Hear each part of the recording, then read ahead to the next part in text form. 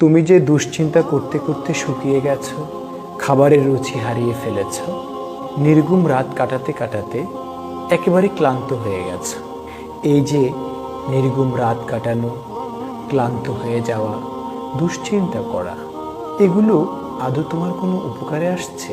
এগুলো আসলে তোমার কোনো উপকারে আসছে না, বরং দুশ্চিন্তা করতে করতে তুমি তোমার মধ্যে মানসিক চাপকে বৃদ্ধি করছো, চলার পথের সাহসকে দুর্বল করছো, বেঁচে থাকার স্বপ্নকে তুমি ধূসর করে ফেলছো। ধরো তুমি সর্বশেষ পরীক্ষায় ভালো ফলাফল করতে পারোনি, ব্যবসা করতে গিয়ে অনেক টাকা লস করেছো, যা তুমি চেয়েছো তা তুমি পাওনি। না পাওয়া, ব্যবসায় লস করা, পরীক্ষায় ভালো ফলাফল না করা, এগুলো এখন তুমি মাথায় নিচ্ছ, টেনশন করছো, নিজেকে শেষ করে দিচ্ছ। ভালো ফলাফল না করা, ব্যবসায় লস করা, যা চেয়েছো তা না পাওয়া, এখন এগুলো তুমি মাথায় নিচ্ছ আর নিজের মধ্যে মানসিক চাপ বৃদ্ধি করছো, নিজেকে শেষ করে দিচ্ছ।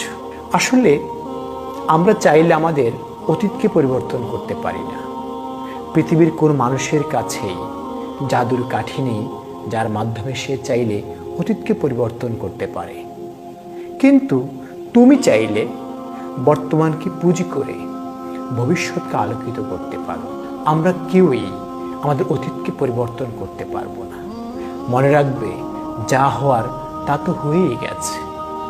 সেগুলোকে মাথায় নিয়ে চিন্তা করে টেনশন বাড়িয়ে কেন তুমি তোমার বর্তমান সময়ের প্রোডাক্টিভিটিকে নষ্ট করবে, ভবিষ্যৎকে তুমি অনিশ্চিত করবে? আমি বলি কি জানো, আমার, তোমার, আমাদের প্রত্যেকের ভবিষ্যৎকে সুন্দর করার জন্য বর্তমানকে গুছিয়ে সঠিকভাবে কাজে লাগানো দরকার। তাই তোমার কাছে, আমার কাছে, আমাদের প্রত্যেকের কাছে আজকে, বর্তমান, এই মুহূর্ত, এই শব্দগুলো অত্যন্ত গুরুত্বপূর্ণ। ভবিষ্যতের চিন্তা, অতীতের চিন্তা না করে তুমি বর্তমানকে কাজে লাগাও। যার বর্তমান যত গোছালো, তার ভবিষ্যৎ তত সুন্দর। আমি তোমাকে বলি কি জানো, তুমি আজকের জন্য বেঁচে থাকো। তুমি আজকের দিনটিকে সর্বোচ্চ কাজে লাগাও, সর্বোচ্চ ব্যবহার করো।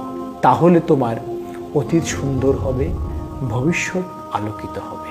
পৃথিবীতে অতীত বলে কোনো শব্দ নেই, ভবিষ্যৎ বলে কোনো শব্দ নেই, বরং আজকের যেটা বর্তমান, সেটাই আগামীতে অতীত হবে। আজকে তোমার কাছে যেটা ভবিষ্যৎ, সেটাই কিছুদিন পর তোমার কাছে বর্তমান হয়ে ধরা দেবে। তাই আমি তোমাকে বলছি, আজকের দিনটিকে সর্বোচ্চ কাজে লাগাও।